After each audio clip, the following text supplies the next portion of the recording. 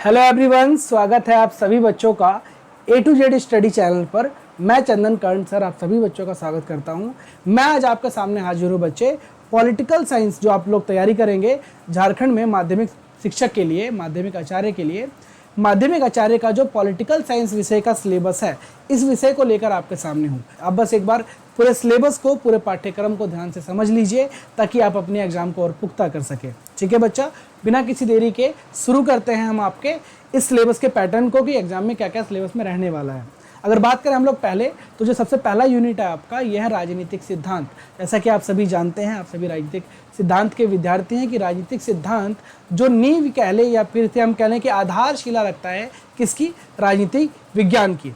इसकी में हम क्या क्या पढ़ने वाले हैं। तो पहली चीज़ हम पढ़ेंगे कि राजनीतिक सिद्धांत का अर्थ क्या है, इसकी प्रकृति क्या है, इसके महत्व और इसकी वर्तमान स्थिति के बारे में ज्ञात करेंगे। यहाँ से आपका बोर्ड आपसे क्वेश्चन पूछ सकता है। झारखंड बोर्ड ने सिलेबस के यूनिट को बिल्कुल सिंपल वे में जस्टिफाई कर रखा है।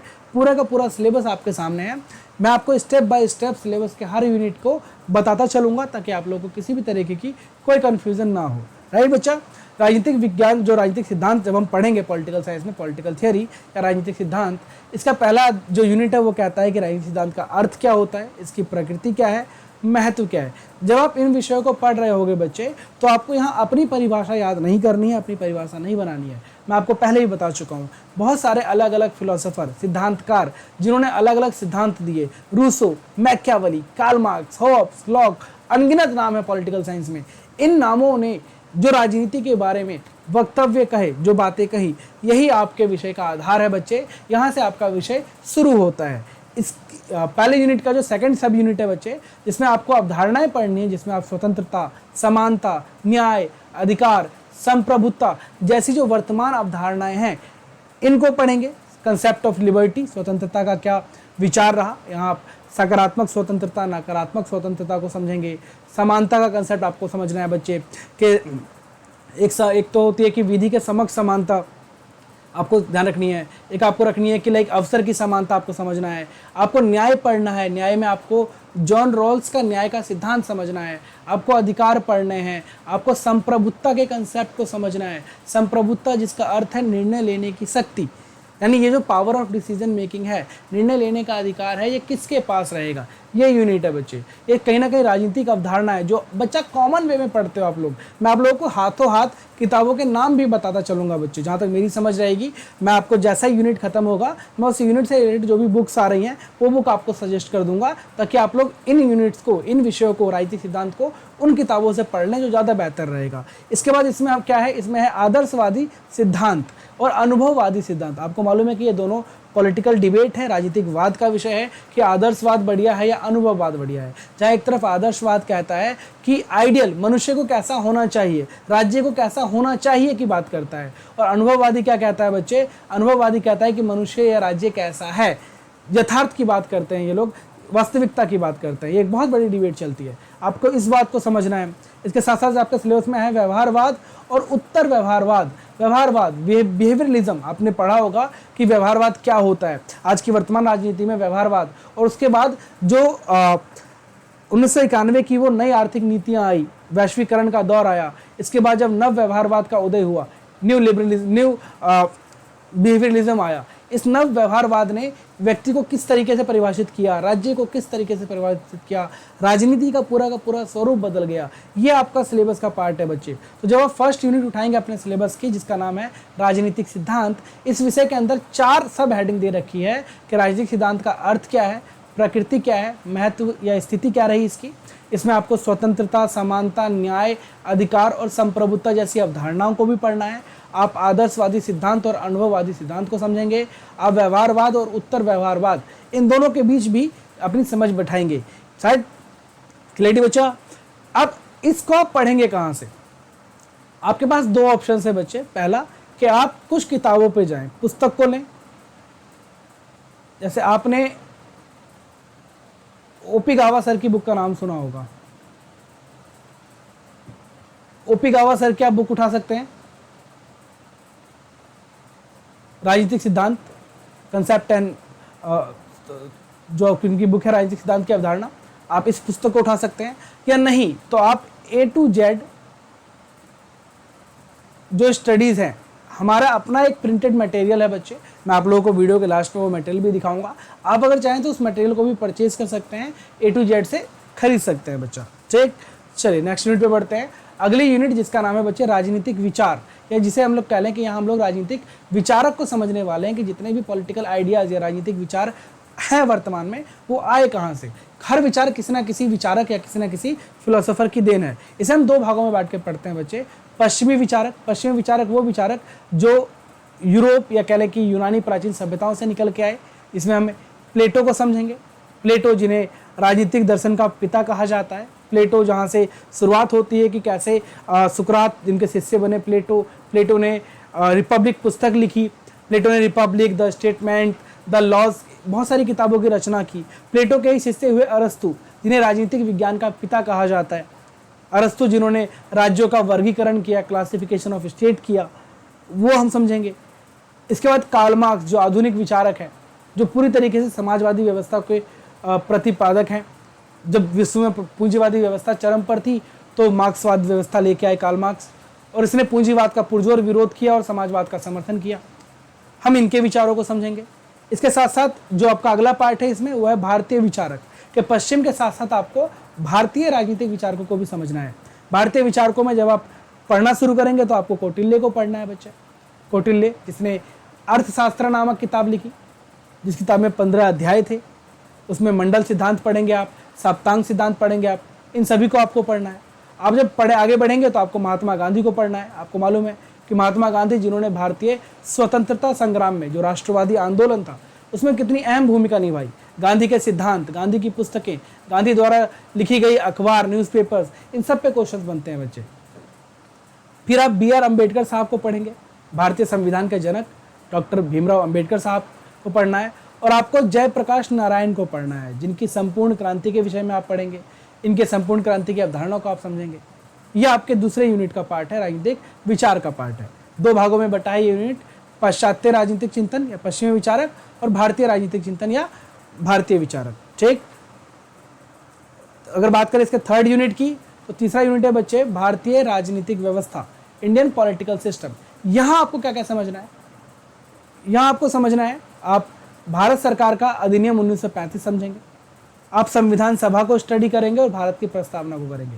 यानी 1935 से लेकर और संविधान के लागू होने की प्रक्रिया तक भारत की राजनीतिक व्यवस्था में जो भी कुछ घटा, चाहे वो महात्मा गांधी का 1942 का भारत छोड़ो आंदोलन हो, क्रिप्स मिशन का भारत आना हो, कैबिनेट मिशन का भारत आना हो, संविधान सभा का निर्माण करना हो, संविधान सभा के विषय में जितने भी तथ्य बनते हैं, तथ्यात्मक फैक्ट बनते हैं, वो आपको पता होनी चाहिए। भारतीय संविधान की प्रस्तावना पे सवाल बन जाते हैं बच्चे। इसके बाद आप मौलिक अधिकार को समझेंगे। आप मौलिक अधिकार के साथ साथ राज्य के नीति निर्देशक सिद्धांतों को समझेंगे। आपको मालूम होगा कि मौलिक अधिकार जो भारत के संविधान के भाग 3 में दिए गए हैं, जिनका वर्णन अनुच्छेद 12 से अनुच्छेद 35 तक किया गया, वहीं राज्य के नीति निर्देशक तत्व जिनका वर्णन भारत के संविधान के भाग 4 में है, ये अनुच्छेद 36 से 51 तक है। तो वही अनुच्छेद 51 का क बात करता है मौलिक कर्तव्यों की। आपको भारतीय संघवाद को समझना है कि भारत में कैसे शक्तियों का विभाजन किया गया, केंद्र और राज्यों के बीच के संबंध को समझना है। आप कार्यपालिका पढ़ेंगे, आप विधायिका पढ़ेंगे और आप न्यायपालिका पढ़ेंगे। ये दोनों ही स्तर पे दे रखे हैं बच्चे, संघ के स्तर पे और राज्य के स्तर पे। आपको मालूम है कि कार्यपालिका जिसका प्रमुख कौन होता है? संघ के स्तर पे प्रधानमंत्री होता है और राज्य के स्तर पे मुख्यमंत्री होता है। ऐसे विधायिका जिसे संघ में संसद कहते हैं और राज्य में उसे विधानसभा के नाम से जाना जाता है। जब आप न्यायपालिका पढ़ेंगे तो केंद्र के स्तर पर सर्वोच्च न्यायालय और राज्यों के स्तर पर हम उच्च न्यायालयों का अध्ययन करेंगे बच्चा। साथ साथ चुनाव आयोग को समझना है, नीति आयोग आप पढ़ेंगे। आप स्थानीय स्वशासन, लोकल गवर्नमेंट संविधान का संशोधन 73वां और 74वां संविधान संशोधन आपको पढ़ना है, कैसे स्थानीय स्तर पे पंचायतें आई, नगर निगम आए।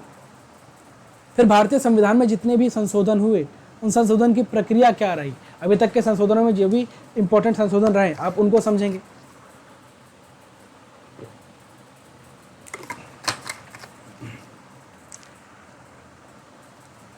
अगली यूनिट है बच्चे आपका यूनिट नंबर 4, जो बात करती है अंतर्राष्ट्रीय राजनीति की या इंटरनेशनल रिलेशंस की। ये यूनिट आपको भारत से बाहर की राजनीति समझाएगी, जैसे लाइक अंतर्राष्ट्रीय राजनीति और इसके दृष्टिकोण। अभी तक जो दृष्टिकोण चले हैं बच्चे अंतर्राष्ट्रीय राजनीति में, उसमें आपका आदर्शवाद चला है, जो ये मानता था कि प्रत्येक राष्ट्र शांति से रहना चाहता है। प्यार से रहते हैं लोग। लेकिन इस विचारधारा को धक्का लगा, ठेस लगी। कब? तो प्रथम विश्व युद्ध के बाद युद्ध हो गए, दूसरा विश्व युद्ध हुआ, 2 युद्ध हुए। यहाँ से एक नई विचारधारा निकल के आई, यथार्थवाद।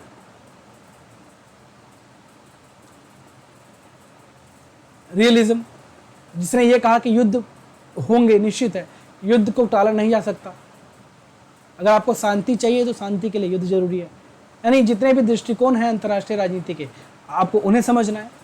आप भारत की विदेश नीति को समझेंगे कि भारत की विदेश नीति, जिसमें आप पंचशील सिद्धांत को समझेंगे, आप गुटनिरपेक्ष आंदोलन को समझेंगे, आप भारत की परमाणु नीति के बारे में अध्ययन करेंगे, आप भारत के पड़ोसी राष्ट्रों के साथ जो संबंध है उनको समझेंगे। और इन नीतियों के जो निर्धारक तत्व हैं, जो हमारे सिद्धांत हैं, आप अगर गुजराल सिद्धांत पढ़ेंगे, आप लुकिस्ट पॉलिसी को आपको पढ़ना है, आपको बहुत सारी चीज़ें कवर करनी है बच्चे अपने सिलेबस में। साथ साथ इसके आप भारत और अपने पड़ोसी देश, जितने भी भारत के पड़ोसी देश हैं, आप सभी को पता है कि भारत जो कि दक्षिण एशिया का एक राष्ट्र है, जिसके कुल पाकिस्तान, अफगानिस्तान, श्रीलंका, म्यांमार, मालदीव, नेपाल, भूटान, बांग्लादेश, म्यांमार जैसे पड़ोसी राष्ट्र हैं। इनके साथ भारत की जो भू राजनीति है, इसे हम समझेंगे। हम भारत के अमेरिका, रूस, चीन जैसे महान शक्तिशाली राष्ट्रों के साथ किस तरीके के संबंध रहे, इन्हें समझेंगे। और ये तो आपका बहुत करंट का टॉपिक हो जाता है बच्चे। आपको मालूम है कि आपके किसी भी एग्जाम में जो समसामयिकी होती है, यानी जो करंट अफेयर होता है, इस करंट अफेयर में आपको ऐसे ही करंट के क्वेश्चंस नजर आएंगे। आपको मालूम है कि कैसे अभी भारत और पाकिस्तान के बीच युद्ध चल रहा था, उसमें अमेरिका ने मध्यस्थता कराने की बात कही, रूस का क्या रोल रहा, चीन ने किस तरीके से पाकिस्तान को समर्थन किया, ये सभी हमें टॉपिक समझने हैं। साथ साथ इसके राष्ट्रीय शक्ति क्या होती है, राष्ट्रीय हित क्या होता है, ये हम समझेंगे।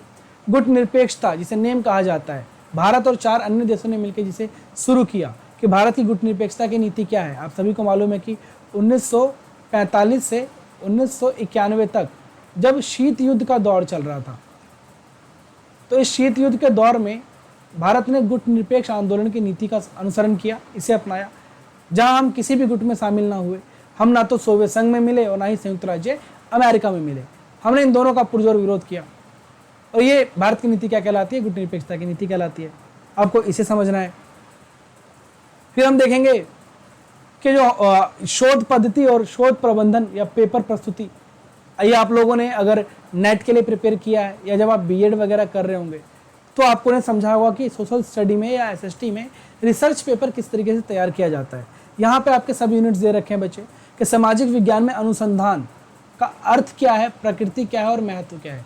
अनुसंधान का मतलब खोज, कि जब आप रिसर्च कर रहे हैं, खोज कर रहे हैं किसमें, सामाजिक विज्ञान विषय में, तो इसका अर्थ क्या है, इसकी प्रकृति क्या है, इसका महत्व क्या है, इसकी परिकल्पना, अच्छी परिकल्पना पढ़ेंगे हम लोग, अच्छी परिकल्पना की अवधारणा कैसी रही, प्रकार कैसे हैं इसके, इसकी विशेषताएं पढ़ेंगे हम डेटा संग्रह, तथ्यों का संग्रह कैसे करते हैं, इसकी जो टेक्नोलॉजीज हैं, तकनीकें हैं, इन्हें समझेंगे।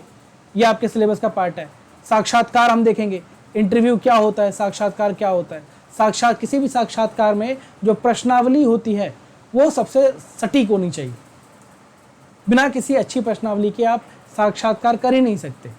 मान के चलिए आप किसी से प्रश्न पूछते हैं कि मान्यवर आपके घर में कितने बच्चे हैं, वो व्यक्ति कहता है मेरे पास 2 बच्चे हैं। अब आप उससे अगला प्रश्न पूछ रहे हैं कि मान्यवर क्या आपका विवाह हो गया, ये तो बहुत गलत है ना। पहले प्रश्न होना चाहिए कि क्या आपका विवाह हो गया। अगर वो कहता है हाँ, तो उससे कहिए कि आपके फिर बच्चे कितने हैं। यानी जो प्रश्नों का क्रम होना चाहिए वो सही होना चाहिए। प्रश्न सरल होने चाहिए, छोटे होने चाहिए, ज़्यादा बड़े क्वेश्चंस नहीं होने चाहिए। प्रश्नों में सटीकता होनी चाहिए, मतलब सीधी बात, ये घुमा फिरा के नहीं, सीधे प्रश्न होने चाहिए। ये आपको इन पे क्वेश्चंस आते हैं। रिपोर्ट लेखन आपके का विषय टॉपिक है।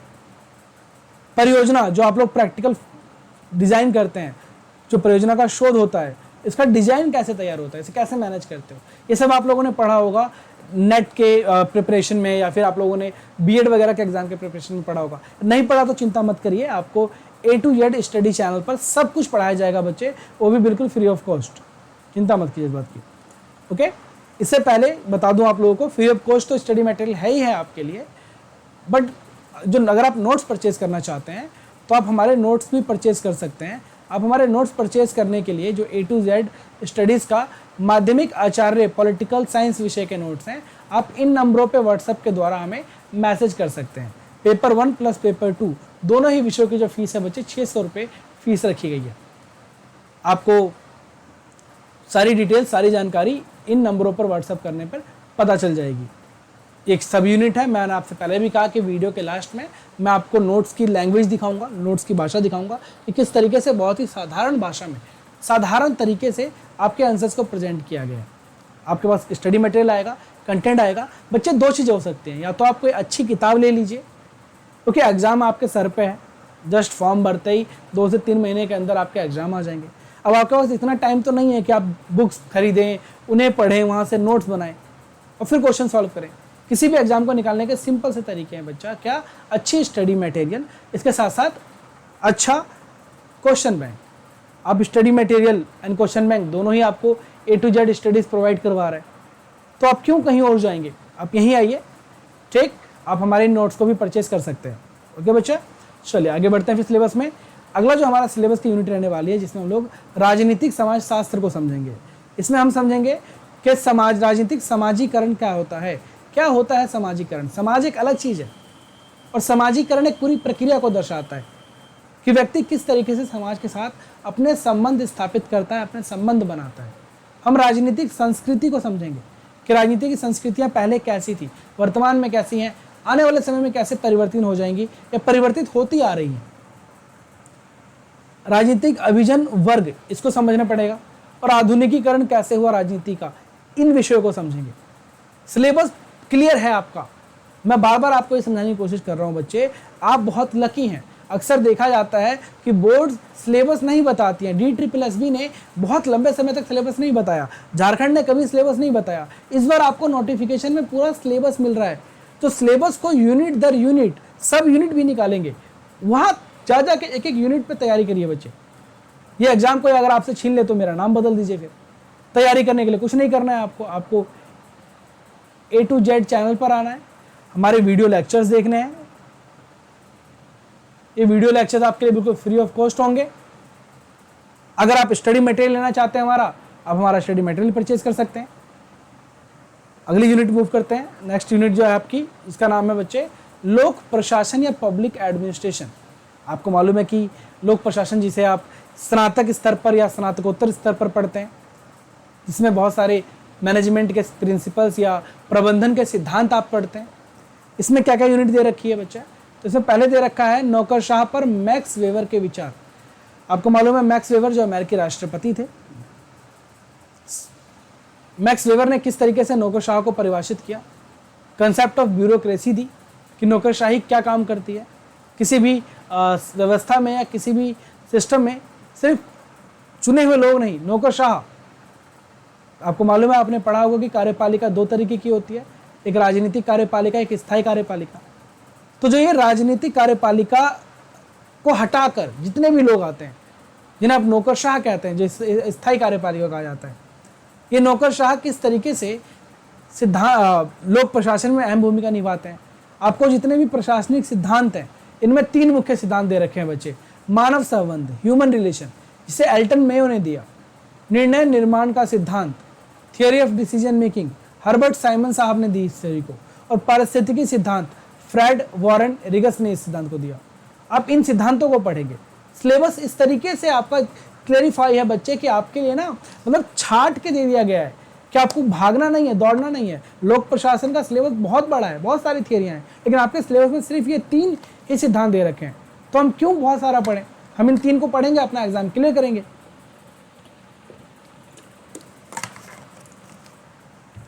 इसके साथ आपको ई गवर्नेंस पढ़ना है बच्चे। ई गवर्नेंस का अर्थ क्या होता है, इसके लाभ क्या हैं, इसके सामने चुनौतियां क्या हैं। क्या होता है ई गवर्नेंस बच्चे? वह गवर्नेंस जो किसके माध्यम से, इंटरनेट के माध्यम से या टेक्नोलॉजी के माध्यम से किया जाए, उसे ई गवर्नेंस कहते हैं।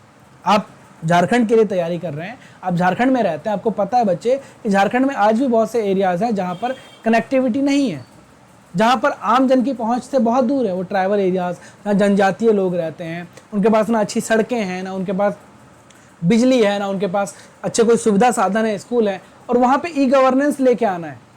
इसके बहुत से लाभ भी हैं तो चुनौतियाँ भी है कि हम ई गवर्नेंस कैसे लोगों तक पहुँचाएं। कहने के लिए भारत ने पेटीएम का यूज स्टार्ट कर दिया, हमने ऑनलाइन यूपीआई के थ्रू पेमेंट करना शुरू कर दिया, मगर आज भी कितने % लोग हमारे पास स्मार्टफोन यूज़ करते हैं रिमोट एरियाज़ में, जो गाँव है, ग्रामीण एरिया है। तो हमें ई गवर्नेंस को कैसे गाँव तक पहुँचाना है, अंत्योदय विकास की प्रक्रिया तक पहुँचाना है, इसे हम समझेंगे। और भारत में ई गवर्नेंस का क्या इतिहास रहा, किस तरीके से भारत में ई गवर्नेंस काम करती है, हम इसको समझेंगे। हम प्रशासनिक प्रबंधन का नेतृत्व समझेंगे, संचार और प्रेरणा विषय को समझेंगे। इसके साथ साथ जो नागरिकों की शिकायतों का निवारण करने के लिए लोकपाल या लोकायुक्त जैसी संस्थाएं बनी, ये संस्थाएं किस तरीके से कार्य कर रही हैं, कितना इन्होंने भ्रष्टाचार रोका, क्या ये संस्थाएं वाकई में कार्य कर भी रही हैं, कैसे ये संस्थाएं आई, कब आई, कहाँ से आई, कहाँ से ये विचार आए, इन पे प्रश्न बनते हैं बच्चे। अगली यूनिट है आपकी अंतर्राष्ट्रीय संगठन और अंतर्राष्ट्रीय कानून, जहां आपको अंतर्राष्ट्रीय जो संयुक्त राष्ट्र संघ है, यूनाइटेड नेशन, इसको समझना है, इसकी संरचना समझनी है, कैसे संयुक्त राष्ट्र संघ बना, आपको महासभा समझना है, आपको सुरक्षा परिषद का संगठन और कार्य समझना है। आपको मालूम है कि सुरक्षा परिषद जिसमें 15 सदस्य होते हैं, जिसमें 5 सदस्य स्थायी और 10 सदस्य अस्थायी होते हैं। आपने पढ़ा हुआ है कि जो 5 सदस्य स्थायी हैं, इनके पास वीटो पावर है। उस वीटो पावर का प्रयोग किस तरीके से किया जा रहा है वर्तमान की राजनीति में, ये समझेंगे हम इसके साथ साथ यूरोपीय संघ को समझेंगे, इसका एक संक्षिप्त परिचय लेंगे कि कैसे दूसरे विश्व युद्ध के बाद यूरोप को आर्थिक नुकसान हुआ, अमेरिका उसकी इकोनॉमिक हेल्प करने के लिए, आर्थिक मदद करने के लिए मार्शल योजना लेके आता है। इसके बाद धीरे धीरे यूरोपीय संघ का निर्माण होता है। आज यूरोपीय संघ एक अधिराष्ट्र की तरह कार्य कर रहा है। इसके पास अपना स्थापना दिवस, अपना झंडा, अपना संविधान, अपनी मुद्रा, सब कुछ हो चुकी है। ये हम समझेंगे। इसमें एक नया कंसेप्ट जोड़ेंगे हम, ब्रेक्जिट, कि जब यूरोपीय संघ से ब्रिटेन अलग हो गया, उसे समझना है आपको। हम समझेंगे बच्चे कि युद्ध के नियम क्या हैं, युद्ध भूमि पर लड़ा जाए, हवा में लड़ा जाए या समुद्र में लड़ा जाए, इन सबके अपने अपने नियम हैं। हम नाकाबंदी को समझेंगे या तस्करी को समझेंगे, ह्यूमन ट्रैफिकिंग, ये कैसे एक देश से मानव की तस्करी दूसरे देश में हो रही है, इंसान बेचा जा रहा है, सामान बेचा जा रहा है, बहुत से ऐसी चीज़ें हैं। आप झारखंड एरिया में रहते हैं, आप रिमोट एरिया में रहते हैं, आपको मालूम है कि आपके जंगलों में मिलने वाली बहुत सी कीमती चीज़ें जिन्हें बहुत से लोग स्मगलिंग कर देते हैं दूसरे देशों में, इनको समझना है। हस्तक्षेप समझेंगे, प्रत्यर्पण समझेंगे। हस्तक्षेप का मतलब क्या होता है, किसी के मामले में दखल देना, और प्रत्यर्पण क्या होता है बच्चा, अपने आप को पेश करना। आपने पढ़ा कि कैसे विजय माल्या जैसा एक व्यक्ति जो भारत छोड़ के चला जाता है, हम उसे इंग्लैंड से भारत लाने में अभी भी असमर्थ हैं। क्या कारण रहे उसके पीछे? मानवता के खिलाफ अपराध, युद्ध बंदी, न्यूरेमबर्ग परीक्षण और टोक्यो परीक्षण। ये जो न्यूरेमबर्ग परीक्षण है बच्चे, आपने मालूम है कि कैसे और टोक्यो परीक्षण, इन दोनों परीक्षणों को हमें समझना है जो पर्यावरण से रिलेटेड है, कैसे परमाणु विस्फोट होता है। अगली जो यूनिट है आपकी बच्चा, वो है भारत में राज्य की राजनीति, झारखंड में राज्य की राजनीति। यानी यहाँ पे अगर आप देखोगे तो केंद्र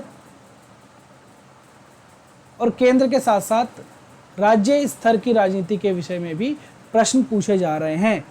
यूनिट ने, सिलेबस ने आपको साफ कह दिया है कि सिर्फ केंद्र या सिर्फ राज्य नहीं, हम दोनों में से कुछ भी पूछ सकते हैं। तो आपके केंद्र की कार्यपालिका और राज्य की कार्यपालिका दोनों क्लियर होना चाहिए बच्चे। क्या क्या यूनिट्स हैं यहाँ पे, कि केंद्र के एजेंट के रूप में राज्यपाल की भूमिका पढ़ेंगे। राज्यपाल क्या भूमिका निभाता है? आपने पढ़ा कि भारत एक संघात्मक व्यवस्था है जहाँ पे केंद्र को अधिक शक्तियाँ दी गई और राज्यपाल एक केंद्र के एजेंट के रूप में कार्य करता है। यह राज्य की विधानसभाओं पर रोक लगाता है, मुख्यमंत्रियों से कई बार डिबेट नहीं होती। आप देख रहे हो वर्तमान समय में कि कैसे बंगाल और दिल्ली दो ऐसे जगह थे जहाँ के लोगों का ये कहना था कि उनके चीफ मिनिस्टर्स और गवर्नर के बीच तालमेल अच्छा नहीं बैठ रहा था। बहुत बार हमें देखने को मिलता है। आप देखेंगे कि झारखंड की राज्य की जो राजनीतिक विशेषताएं हैं और भारतीय संविधान की अनुसूची 5 पढ़ा होगा आप लोगों ने, जो किसकी बात करती है, अनुसूचित जनजाति की बात करती है। इनके जो विशेषाधिकार हैं हम इन्हें समझेंगे। इसके साथ साथ आदिवासी क्षेत्रों में ब्रिटिश का प्रशासन किस तरीके का, जो भारत में ब्रिटिश राज था, तो इस ब्रिटिश राज का प्रभाव हमारे आदिवासी क्षेत्रों पर कैसे पड़ा। विरोध आंदोलन समझेंगे हम, बिरसा आंदोलन और कोल आंदोलन विद्रोह को, कोल विद्रोह को देखेंगे। इन पे आपके एग्जाम में क्वेश्चंस बनने ही बनने हैं। सिलेबस को बिल्कुल पानी की तरह क्लियर कर दिया गया है बच्चे आप लोगों के लिए। एक एक यूनिट, एक एक सब यूनिट छाट के दे दी गई है। इससे बढ़िया, इससे अच्छा सिलेबस हो ही नहीं सकता, ये बात याद रखिएगा। झारखंड को बिहार से अलग करने वाली जो परिस्थितियां रही, इनको आपको समझना है। आपको मालूम है कि कैसे सन 2000 में झारखंड को अलग कर दिया गया बिहार से, जिसका बहुत बड़ा नुकसान भी रहा झारखंड को और बहुत सारे फायदे भी आए। क्या परिस्थितियां रही झारखंड से अलग होने के बाद, बिहार से अलग होने के बाद झारखंड का किस तरीके से विकास हुआ, इस पूरी प्रक्रिया को हम समझेंगे। साथ साथ हम हमारी जो अगली यूनिट है कि वित्तीय प्रशासन, समकालीन राजनीतिक मुद्दे। आज जो भारत की राजनीति में मुद्दे हैं इन्हें हम देखेंगे, जैसे बजट, सुदृढ़ बजट के सिद्धांत क्या होते हैं, हम इन्हें समझेंगे। केंद्र और राज्य के बीच वित्तीय संबंध को देखेंगे। आप अक्सर पढ़ते होंगे कि राज्य केंद्र पर यह आरोप लगाता है कि केंद्र जब वित्तीय का आवंटन करता है तो उसमें भेदभाव करता है। पर्यावरणीय संबंधी मुद्दे भारत में क्या रहे, भारत सरकार की नीतियां क्या क्या हैं, कितने अंतर्राष्ट्रीय संगठनों पर, मंचों पर भारत की क्या भूमिका रही, ये हम देखेंगे। आरटीआई जो सूचना का अधिकार अधिनियम है 2005, यह आपके सिलेबस का पार्ट है। आंतरिक सुरक्षा आप समझेंगे कि आंतरिक सुरक्षा की चुनौतियां क्या है। आपको आतंकवाद, नक्सलवाद और कट्टरवाद, ये तीनों ही वर्तमान की राजनीति के सक्रिय मुद्दे हैं। आपने कश्मीर का इशू देखा कैसे आतंकवाद है। आप जानते हैं कि झारखंड और छत्तीसगढ़ जगह के जंगलों में नक्सलवादी पाए जाते हैं। भारत में एक अलग ही विचारधारा पनप रही है, कट्टरता आ रही है लोगों के अंदर, इन्हें समझेंगे। ये समकालीन मुद्दे हैं। कैसे मुद्दे हैं बच्चे? समकालीन मुद्दे, यानी कि जो आज की राजनीति के प्रभावी मुद्दे हैं। आज की राजनीति में ये मुद्दे बहुत हावी है। हम भारत के लैंगिक मुद्दों को समझेंगे कि भारत में जो जेंडर इनइक्वालिटी है, लैंगिक असमानता है, इसको समझेंगे। और साथ साथ सतत विकास, जो निरंतर डेवलपमेंट की प्रक्रिया हमने अपनाई है, इसको समझेंगे बच्चा। ये आपका मोटा मोटी सिलेबस है। आपका सिलेबस पूरे 10 भागों में बटा है बच्चे, 10 यूनिट्स हैं और हर यूनिट में सब यूनिट्स दे रखी हैं, अलग अलग क्लैरिफाई करके, सिंपल करके। अगर मोटा मोटी आप तैयारी करने बैठे बच्चे, तो मेरी मान के चलोगे अगर, तो आपको 2 महीने सफिशिएंट होंगे हर यूनिट पे पकड़ बनाने के लिए। और एक बार अगर आपने 2 मंथ में हर यूनिट पे पकड़ बना ली, तो फिर आपको कोई नहीं रोक सकता तैयारी करने से। अब पकड़ बनाने के लिए आप कोई बुक परचेज तो करेंगे नहीं, क्योंकि हर यूनिट पे अलग अलग किताबें, हर यूनिट आप लोग अलग अलग जगहों से तो देखोगे नहीं। इससे बेटर क्या है कि A to Z study point आपके लिए क्या लेके आया बच्चे, आपके लिए ये फुल्ली PDF नोट्स प्रोवाइड करवा रहा है आपको, बहुत ही सस्ते में, बहुत ही कम दाम में।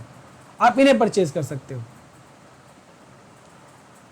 मैं आपको एक डेमो दिखा देता हूँ नोट्स का, ताकि आपको कुछ क्लेरिफाई हो।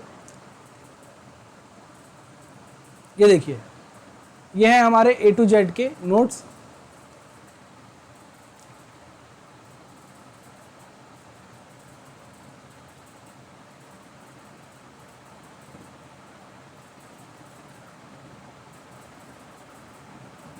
This is A to Z study, जहाँ पे आप माध्यमिक आचार्य के लिए पॉलिटिकल साइंस विषय के अगर नोट्स लेना चाहते हैं तो आप हमें इन नंबरों पर कांटेक्ट कर सकते हैं। मैं नंबर रिवाइज करवा देता हूँ, 8145355243, 6205600622।